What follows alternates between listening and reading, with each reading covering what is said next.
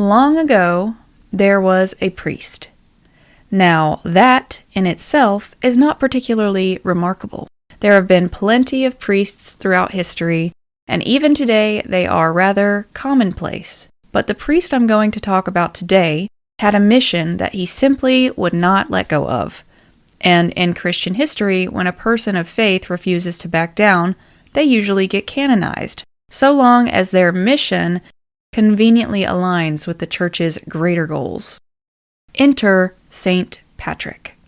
Now, if you don't live in Ireland or the US, you may not be all that familiar with Saint Patrick, but if you do, you've almost certainly heard of him. Celebrated every year on March 17th, immortalized in folk tales, and credited with turning the snakes into the sea. That is not just a moody and cryptic lyric from the Killers. It is one of many tales surrounding St. Patrick and his alleged divine power. The most famous story about Patrick tells us that while on a mission in Ireland, he delivered a sermon so full of God's glory that all of the serpents of Ireland were driven into the sea. A powerful image, right? There's just one problem. Ireland has no snakes, and it never really did. Not since the last ice age, anyways. So, what gives? Well, it is widely accepted that this legend is entirely allegorical, with the snakes representing the last remaining pagans of Ireland, whom Patrick sought to convert. Now, if that makes you sigh dramatically before launching into a perfectly executed eye roll, trust me, I get it. Before researching this episode, I had no particular love for St. Patrick, nor for the holiday dedicated to him. I mean, aside from my personal affection for clovers and the color green, what was there really to celebrate? But then I did some digging, and while I still don't love the man, I did find something interesting. Now, stick with me, I promise I have some magical tidbits as well as some interesting tidbits in this story for you, as well as a message of hope and inspiration, which is my intention for sharing this episode with you today. I think that the story of St. Patrick is actually pretty pertinent to the times we live in right now. So stick with me. St. Patrick's folktales are so full of magic and miracles that, to be honest, he was basically a witch. He actually had lots of interlapping folktales where he met the goddess Bridget, or met Bridget as Saint Bridget, and y'all know I love Bridget, that's my girl. But before we look at that, I want to take a look at what brought him to Ireland in the first place. Now, Patrick, when he was just 16 years old, his village was raided by Irish warriors, and he was taken from his home and sold into slavery for 6 years. He eventually escaped back to England and reunited with his family, who must have had some wealth because they sent him to study as a clergyman after that. Fast forward a few years, and Patrick has decided that it is his divine calling to go back to Ireland, not for revenge, but to convert the so-called savage Irish into Christianity. At this point, many noble families had already converted, but Patrick wasn't interested in nobles. He wanted to convert the common people. And let me tell you what, that did not go over well with the church. You'd think that converting more people would have earned Patrick praise, right? Wrong. Patrick's methods were unorthodox. So unorthodox that he was actively shunned by the church. In fact, Patrick was never officially ordained as a bishop. He was denounced by religious leaders back in England and accused of being too touched by the pagan influences of Ireland. But, spoiler alert, that didn't stop him.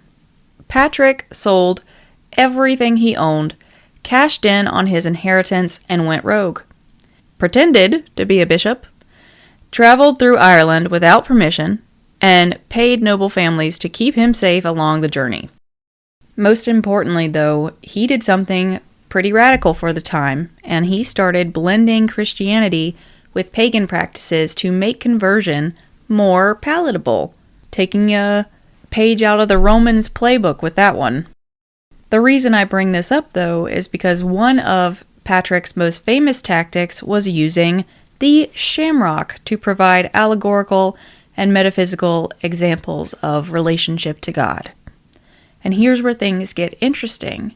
Patrick used the shamrock to explain the Christian Trinity, Father, Son, Holy Spirit. But did you know that the Druids already considered the number 3 to be sacred? Long before Patrick came along, the Irish revered threefold symbolism in their spiritual practices. For example, the Morrigan, a war goddess, was a triple goddess. The land, sea, and sky were the 3 sacred realms. And of course, clover was already a sacred plant, believed to ward off negative spirits, while simultaneously indicating the presence of the Fae. That's right. Clover fields were thought to be places of fairy activity, and anyone familiar with Irish folklore knows that the fair folk are not to be trifled with. So this was a very good tool to tell you where you should maybe not go when you're walking home after having 3 pints of ale at the inn. The point is that Patrick didn't introduce the power of the shamrock, he co-opted it.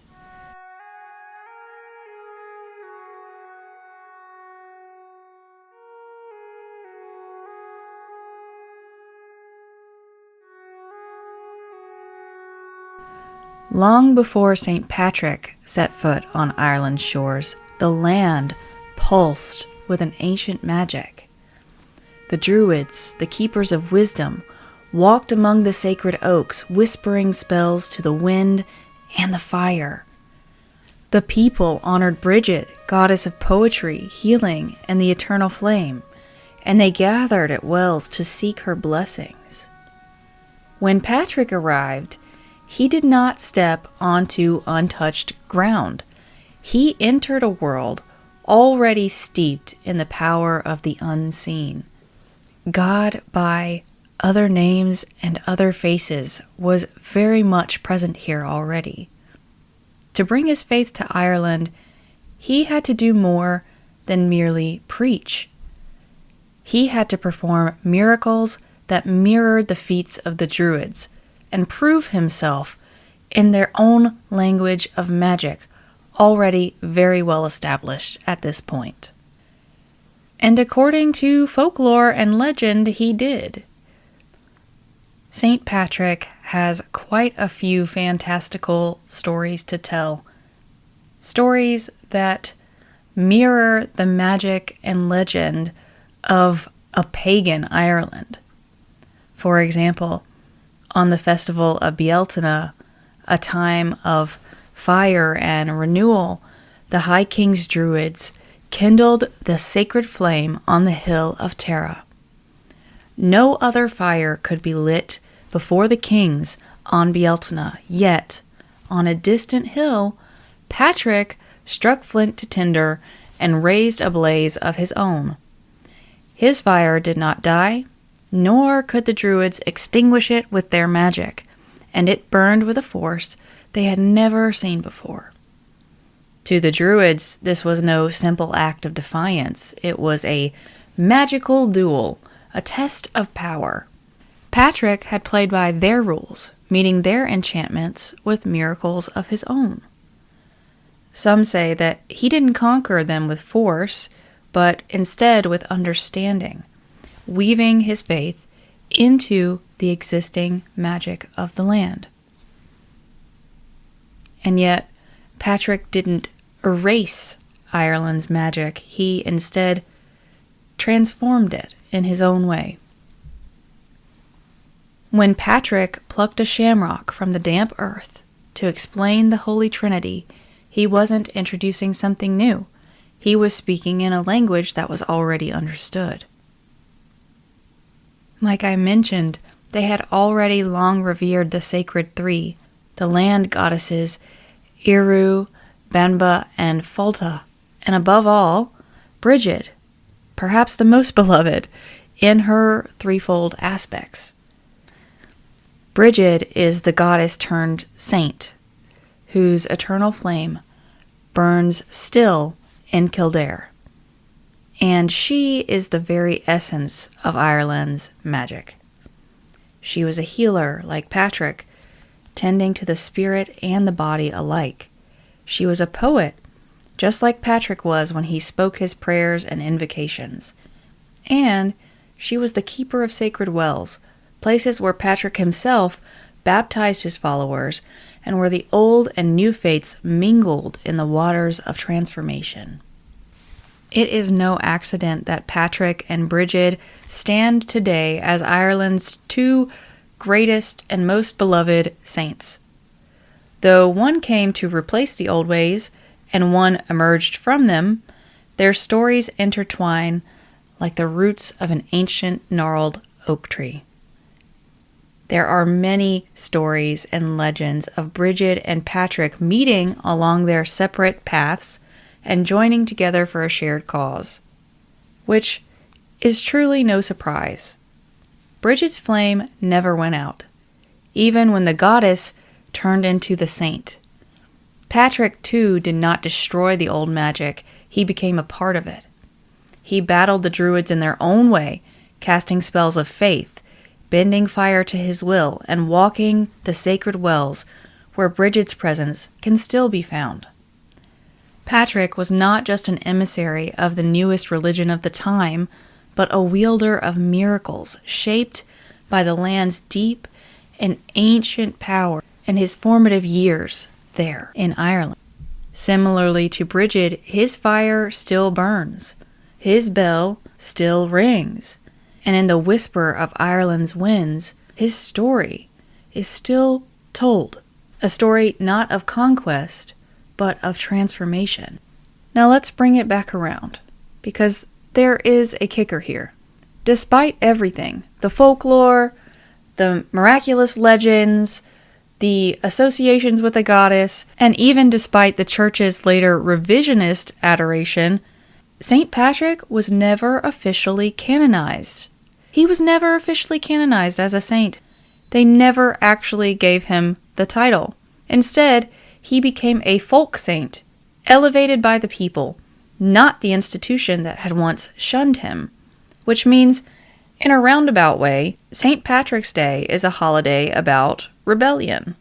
It's about a priest who defied the church and went rogue, despite it all. But it's also, and more importantly, about a people who kept their sacred symbols despite conversion efforts.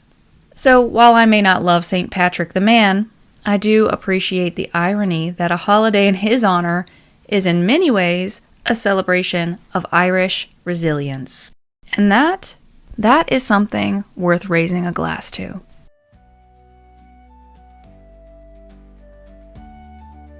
That's it for today's episode. If you enjoyed this deep dive into history and folklore with just a little bit of reverence sprinkled in, make sure that you subscribe or follow and leave me a review or comment. There will be a way to do that in the show notes if you are on Spotify. And make sure that if you liked this episode, you share it with your fellow rebels. And remember that history is written by the victors, but folklore always belongs to the people.